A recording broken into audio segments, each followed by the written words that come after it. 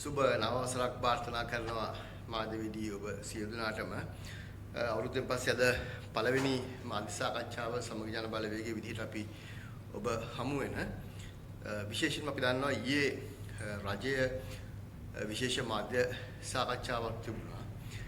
ඒ මාධ්‍ය සාකච්ඡාවට සහභාගී වෙලා රජය පැත්තෙන් නිවේදනය කළා බලශක්ති අමාත්‍යවරයා සහ අමාත්‍යාංශ ලේකම්වරයාගේ ඉවත් වීම පිළිබඳව. ඉතින් මේ මාධ්‍ය සාකච්ඡාවේදී අදහස් දක්වමින් විමල් රත්නායක මහතා ප්‍රකාශයක් කළා මේ ගල්ලංගුරු වංචාවේ පාඩුව සිද්ධ වෙලා තියෙන්නේ රජයට හරි මහජනතාවට හරි නෙමෙයි ගල්ලංගුරු සමාගමට කියලා. ඉතින් මම හිතන්නේ මීට ටික දවසකට කලින් පාඩුව අය කරගන්න ගියොත් එහෙම ගල්ලංගුරු සමාගම බංකොලොත් වෙයි කියලා කියපු විමල් රත්නායක මහත්තයා ආපහු දැන් රජයට පාඩුවක් වෙලා නැහැ මේ සමාගමට තමයි පාගුළු වෙන්නේ සමාගමෙන් මේක අය කරගන්න කටයුතු කරනවා කියලා කියනවා. ඉතින් මේ ගල්ලංගුරු වංචාවේ බිලියන 40කට විතර ආසන්න දැවැන්ත පාඩුව මේ සමාගමකින් අය කරගෙන පියෝ ගන්න පුළුවන්ද එහෙම කරන්නේ කොහොමද කියලා අපි නම් දන්නේ නැහැ. හැබැයි මම යෝජනා කරනවා රජයට විමල් රත්නායක අමාත්‍යවරයාට පුළුවන් නම් ඔහුට එහෙම හැකියාවක් තියෙනවා නම් මේ ගල්ලංගුරු වලින් වෙච්ච පාඩුව අදාළ සමාගමෙන් අය කරගන්න මම හිතන්නේ ඒක විශාල ජයග්‍රහණයක්. එහෙම කරන්න පුළුවන් නම් ඇත්තටම හොඳම දේ තමයි මේ හිස් වෙලා තියෙන බලශක්තිය අමාත්‍යාංශය විමල් රත්නායක මහත්මයාට බාර දෙන එක. ඔහුට බාර දීලා මේ පාඩුව අය කරගන්න කියලා කියන්නේ සමාගමෙන්. ඒ ක්‍රමය එතුමා දන්නවනම්. මොකද අපි දන්න විදිහට විශේෂයෙන්ම විගණන වාර්තාවේ තිබුණා මේ පාඩුව කොටස් 4කට වෙන් කරලා. එකක් පාරිසරික පාඩුව ගණනය කරලා නැහැ. බලාගාරයට වෙලා තියෙන හානිය පිළිබඳ පාඩුව ගණනය කරලා නැහැ. ඊළඟට ගල්ලංගුරු ප්‍රමිතියෙන් බාලපෑම නිසා ගල්ලංගුරු අධිපරිභෝජනය නැත්නම් ගල්ලංගුරු වැඩිපුර භාවිතා කිරීම නිසා සිදු වෙලා තියෙන හානිය බිලියන 2.2ක් කියලා. මේ පළවෙනි නැවු 9ට දැන් නැවු 18ක් ඇවිත් තියෙනවා. ඒතකොට මේක දෙගුණයක් වෙන්න වෙනවා. එතකොට ඊළඟට අනිත් පැත්තට ගත්තාම මේ ගල්ලංගුරු වලින් උත්පාදනය කරන්න අපේක්ෂිතව සිටපු විදුලි ප්‍රමාණය ඒ ප්‍රමාණය වෙනත් දෙයකින්. ඒ කියන්නේ ඩීසල් වලින් හරි නැප්තා වලින් හරි හදන එකකින් වෙන පාඩු. ඉතින් ඇත්තටම ගත්තාම මේ අදාළ ගල්ලංගුරු සමාගමෙන් වන්දි විදිහට ලබා ගන්න පුළුවන්කම තිබෙන්නේ දඩ විදිහට ලබා ගන්න පුළුවන්කම තිබෙන ප්‍රමාණය ගණනය කළාම ඒක මේ වෙලා තියෙන සමස්ත පාඩුවෙන් ඒ කියන්නේ යන්ත්‍රෝපකරණ පාරිසරික පාඩු නෙමෙයි ගල්ලංගුරු අධිපරිභෝජනයේ සහ විදුලි උත්පාදනයේ පාඩුවෙන් 10%කටත් වඩා අඩු මුදලක්. මේක කිසිසේත්ම මේ අදාළ පාඩුව ආවරණය කරගන්න පුළුවන් ක්‍රමයක් මේකේ නැහැ. අනිත් පැත්තට අර විමල් රත්නායක ඔය පස්සේ කියපු එක සමාගමට තමයි පාඩු වෙන්නේ කියපු එකයි කලින් කියප එක සමාගමට පාඩු කරලා බෑ සමාගම බංගලොත් වුණොත් එහෙම මාර ප්‍රශ්නයක් ඒගොල්ලෝ දාලා ගියොත් කියපු එකයි ඔය දෙකෙන් ගත්තාම ඇත්තටම වෙලා තියෙන්නේ විමල් ඊයේ මාධ්‍ය සාකච්ඡාවට ඇවිල්ලා කියපු කතාව නෙමෙයි ඊට කලින් කතාව. මොකද කැලරිෆික් වැලියු එක 6150යි ගල්ලංගුරු පොරොන්දු වෙලා ඒ වෙනුවට කැලරිෆික් වැලියු එක 5500 විතර ගල්ලංගුරු ගෙනාපුවාම සමාගමට සාමාන්‍යයෙන් ගල්ලංගුරු ටොන් එකකින් ඩොලර් 50ක් 60ක් ලාභයක් තියෙනවා. ඒ කියන්නේ සාමාන්‍ය ලාභයට වඩා බාල ගල්ලංගුරු නිසා ලැබෙන ලාභය. ඒක ගහලා තියෙන දඩ ප්‍රමාණය ගත්තාම ඩොලර් 40 50 ඕවයි ගත්තාන් පස්සේ අතනම ඒ සමාගම බාල ගල්ලංගුරු වලින් ලබාගත්ත අමතර ලාභයවත් සමාගමට අහිමි වෙන්නේ නැහැ මේ දඩේ හින්දා.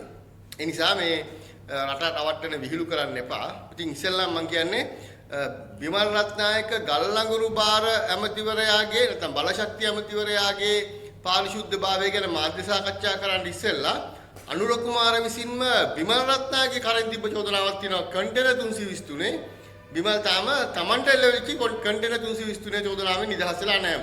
ඒක අනුර තමයි ආයේ කරන් තිබ්බේ. මොකද අපි කිව්වේ මුදල් අමාත්‍යවරයා විදිහට කන්ටේනර් 323 සම්බන්ධයෙන් අනුරවක් කියන්න ඕන කියලා. අනුර තමයි පාර්ලිමේන්තුවේදී කිව්වේ මේ අපේ විමල් රත්නායක එහෙම කරයි කියලා ඔයාලා හිතනවාද කියලා. එතකොට අනුර තමයි තමන්ගේ කරේ තිබ්බ චෝදනාව විමල්ගේ කරෙන් තිබ්බේ. ඒ නිසා බිමල් ඉස්සෙල්ලාම ඒකෙන් නිදහස් වෙලා ඉන්න ඕනේ. ඒක සම්බන්ධයෙන් CID එක කරපු පරීක්ෂණ වාර්තා ඒ ටික ඔක්කොම ඉදිරිපත් කරලා ඒ සම්බන්ධයෙන් කරලා ඉන්න තමන් ගැන තියෙන චෝදනාවට මේ අනුන්ගේ චෝදනාව වලින් අනුන් නිදහස් කරන්න යන්න ඉස්සෙල්ලා. ඊළඟට බොහොම පැහැදිලිවම කියන්න ඕනේ මේ ගල්ලංගුරු වංචාව පිළිබඳ ප්‍රශ්නය සහ බලශක්ති අමාත්‍යාංශයේ වෙලා තියෙන අනෙකුත් වංචා දූෂණ මේ සියල්ලෙහිම ප්‍රධාන වග උත්තරකාරයා වෙන්නේ නැත්නම් මහමොල කාර්යයා වෙන්නේ ජනාධිපතිවරයා. ඒක අර හඬපටයෙන් බොහොම පැහැදිලිවම හෙළිදරව් වුණා. මොකද මේ හඬපටයට කලින් මේගොල්ලෝ හිටියේ කියන්නේ මේ මුළු ක්‍රියාවලිය පුරාම මේගොල්ලෝ හිටියේ බලශක්ති අමාත්‍යවරයා ආරක්ෂා කරන අදහසින්. ඒ කියන්නේ මේ ගල්ලංගුරු ප්‍රශ්න සම්බන්ධයෙන් ටෙන්ඩර් එක ප්‍රමාද වෙනකොට අපි මේ ප්‍රශ්නේ මතු කළා. එතකොට ප්‍රශ්නයක් නැහැ කිව්වා. ඊළඟට ටෙන්ඩර් එක දීලා දවස් 40ක් විතර ගල්ලංගුරු ගේන්න නැතුව ඉන්නකොට සමාගම අපි මතු කළා. ඒත් නිහඬව හිටියා. ඊට පස්සේ මේගොල්ලෝ බාල ගල්ලංගුරු පළවෙනි නැවගෙන ආපුවාම අපි කතා කළා. මේගොල්ලෝ නිහඬව හිටියා. ඊළඟට විගණන වාර්තාව ආවා. නිහඬව හිටියා. PUCSL report එක ආවා. නිහඬව හිටියා. විශ්වාස භංගය ආවා. ජනාධිපතිවරයා නිහඬව හිටියා. මේ මුළු කාලය පුරාම ජනාධිපතිවරයා තමන්ගේ කණ්ඩායම මෙහෙයුවේ මේ ගල්ලංගුරු වංචාවක් සිදු වෙලා නැත කියන එක තහවුරු කරන්න. ආණ්ඩුවේ හැම කතිකයෙක්ම හැම කෙනෙක්ම එහෙම තමයි කිව්වේ. හැබැයි අවසානයේ අර හඬපටය ලීක් වුණාන් පස්සේ හඬපටයේදී හෙළිදරව් වුණා ජනාධිපතිවරයාගේ නම කියවුණා.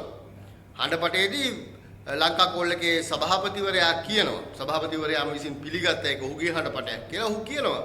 මම ආරක්ෂා කරන්නේ ජනාධිපතිවරයාවයි ධම්මික පෙරේරාවයි කියලා. එතකොට ජනාධිපතිවරයාව ආරක්ෂා කරන්න කම්පැනි එකට කතා කරලා බෑක්ඩේට් කරලා ડોකියුමන්ට් එකක් ඉල්ලනකොට ඒකේ ඒ බෑක්ඩේට් කරපු ડોකියුමන්ට් එකක් ගන්න එක හරහා ජනාධිපතිවරයා ආරක්ෂා වෙනවා කියනකොටම කියවෙනවා ජනාධිපතිවරයා මේකට සම්බන්ධයි කියලා. ඔතනින් තමයි අනුර කුමාර දිසානායක කලබල වෙලා තමන්ට චෝදනාව එල්ල වෙනකොට කුමාර ජයකොඩිව බිල්ලට දීලා දැන් ප්‍රශ්නේ ඉවර කරන්න හදන්නේ. මේ ප්‍රශ්නෙට කුමාරලා දෙන්නම වක් කියන්න ඕන. ඒ නිසා මේක මෙතනින් මේ බලශක්ති අමාත්‍යාංශ ලේකම්වරයයි අමාත්‍යවරයවයි ගෙදර යවලා ප්‍රශ්නේ විසඳෙන්නේ නැහැ. අර බිමල් රත්නායකම කිව්වනේ කෙහෙලිය රමුක්වැල්ලගේ ප්‍රශ්නේදී රජයට පාඩුවක් වුණා. පාඩුව කරලා හම්බ කරපු ධනය හොයාගත්ත කොහෙද තියෙන්නේ කියලා. ඒ නිසා ඒක හොරකමක්. මේකේ තාම ධනය හොයන්නේ නැහැ කියලා. ඉතින් අපිත් ඒක තමයි කියන්නේ රජයට ලංකාවේ ඉතිහාසයේ වෙච්ච ලොකුම පාඩුව වෙලා තියෙනවා බිලියන ගානක. දැන් මේ බිලියන ගාන කොහෙද තියෙන්නේ කියලා හොයන්න ඕනේ. ඒකට තමයි CID එකට පැමිණිලි කරලා තියෙන්නේ. ඒකට තමයි අල්ලස් එකට පැමිණිලි කරලා තියෙන්නේ. නේ? ඒ නිසා ඒක හොයන වගකීම මේ ආයතනවල වගකීම ඇමතිතුමා නිකන් ටටා කියලා ගෙදර ගියාට බෑ. මේකෙන් හම්බෙච්ච කොමිස් කාටද ගියේ? මේ බාලගල්ලංගුරු වලින් වෙච්ච පාඩුව කොහාටද ගියේ? මේ ධනය කොහෙද තියෙන්නේ? කවුද මේවට වග උත්තරකාරයෝ කියලා රට ඉස්සරහට එන්න ඕනේ. නේ? ඒක ගේන එක මේ ආයතන වල වගකීම ඒක මග ඇරලා ඉන්න බෑ කියන එක. ඊළඟට අපි දැක්කා අර ආందోලනයට ලක් වෙච්ච ඩොලර් 200 නේ 86 ආందోලනයේ ලක් වෙච්ච ඩොලර් 286 තෙල් බැරල් එකේ කතාව නේ.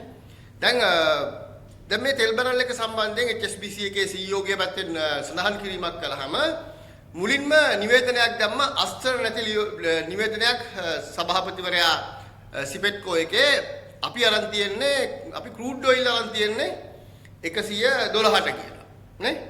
හැබැයි HSBC එකේ CEO ගේ පැත්තෙන් ඔහු ඔයිල් බැරල් කියලා සඳහන් කරලා තියෙන ක්‍රූඩ් ඔයිල් කියලා නෙමෙයි. ඒ නිසා මේගොල්ලෝ ක්‍රූඩ් ඔයිල් ගාන දීලා බේරෙන්න හදුවා. හැබැයි මේක දිගටම ප්‍රශ්න වෙනකොට ඊට පස්සේ දවසේ තමයි සිපෙට්කෝ එකේ සභාපතිවරයා කියන්නේ නෑ අපි ඩීසල් නම් ගත්තා 286ට කියලා.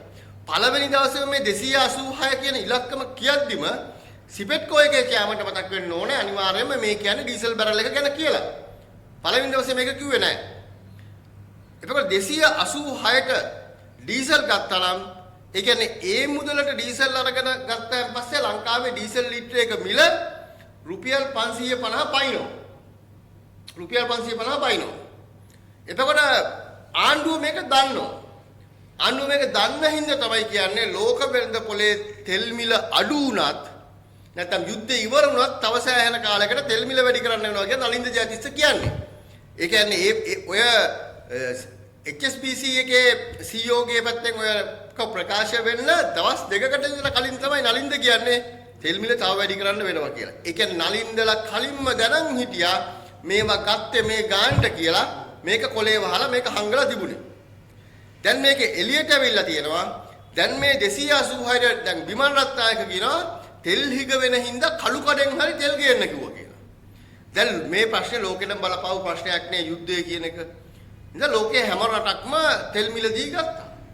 හැබැයි ලංකාව විතරක් ඩොලර් 286කට ඉතිහාසයේ වැඩිම මිලට ඩීසල් අරන් තියෙනවා. ඉතින් ලංකාවේ ඇයි විමල් රත්නායකට විතරක් කළු කඩේකින් ඒ જાතිය කඩේකින් ගන්න උනේ? අනිත් රටවල් 286ට ගිහින් නැහනේ. දැන් මේ කළු කඩේ කොහෙද තියෙන්නේ? දැන් ඒක ආණ්ඩුව කියන විමල් කියන කළු කඩේ කොහෙද තියෙන්නේ?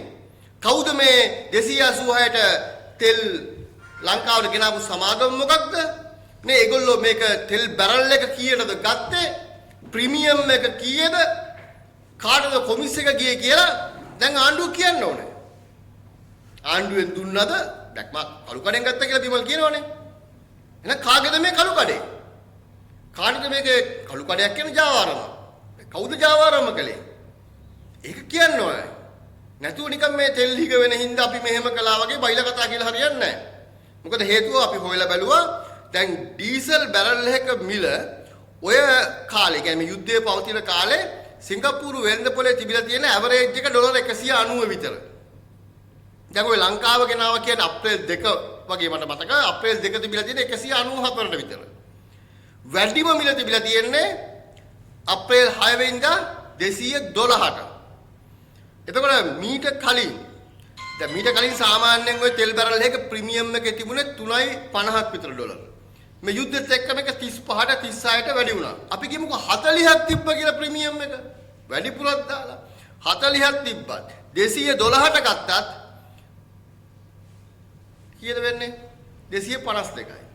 හැබැයි අප්‍රේල් 2 වෙනිදා ගත්තා නම් 194යි. එතකොට මේක 230 කාර තියෙන්නේ.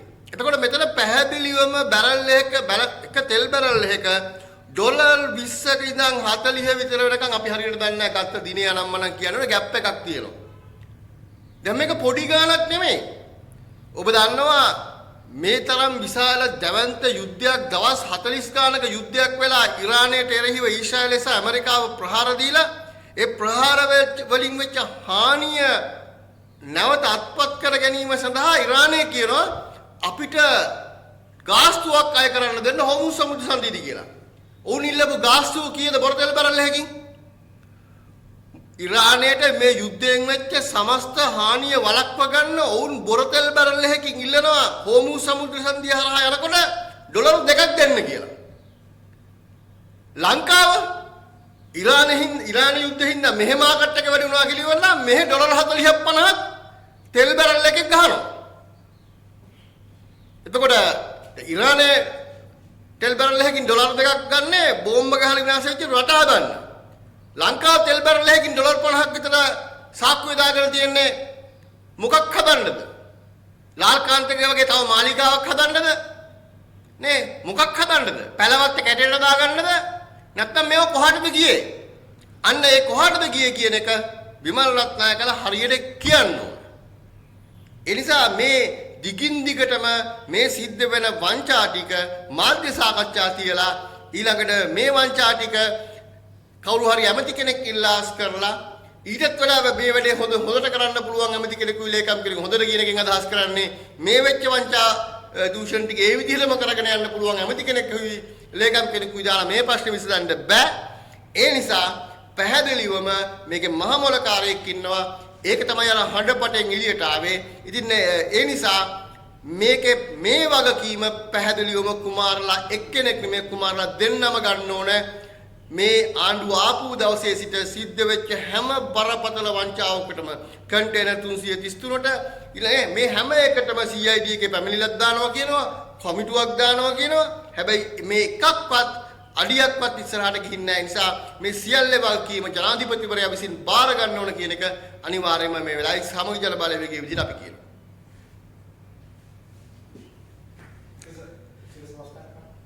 ප්‍රශ්න දිනන අහන්න. යන්නේ. right. එහෙනම් බොහොම ස්තුතියි.